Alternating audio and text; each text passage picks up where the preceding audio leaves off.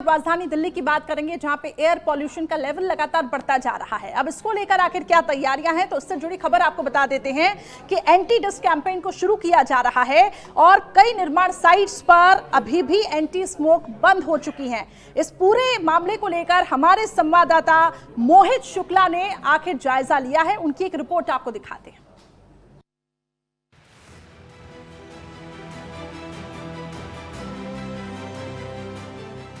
अक्टूबर का महीना है, थोड़े दिनों में सर्दियां दस्तक दे देंगी। पंजाब से आने वाला पराली का धुआं भी दिल्ली वालों की पल्स बढ़ाएगा और एयर पॉल्यूशन का ग्राफ बढ़ जाएगा।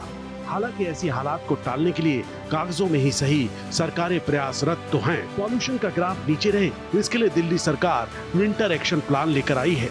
1 महीने तक एंटी डस्ट कैंपेन चलाया जाना है, जिसकी शुरुआत 7 अक्टूबर को हो चुकी है। दिल्ली सरकार की 13 विभागों की 523 टीमें लगी हुई हैं, लेकिन निर्माण कार्य में लगी हुई कंपनियों को किसी का डर नहीं।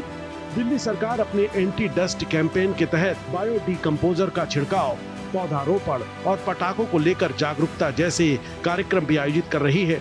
टीमें साइट पर निगरानी कर रही हैं। उल्लंघन करने पर 5 लाख तक का जुर्माना भी ठोका गया। कंस्ट्रक्शन साइट्स पर 14 सूत्री डस्ट कंट्रोल करने के नियम भी चस्पा किए गए हैं, लेकिन ये महज एक कागज का टुकड़ा बनकर ही चिपक गए हैं। दिल्ली के राम मनोहर लोहिया अस्पताल की नई बिल्डिंग की साइट पर स्मॉग गन तैनात तो है, लेकिन चल नहीं रही है।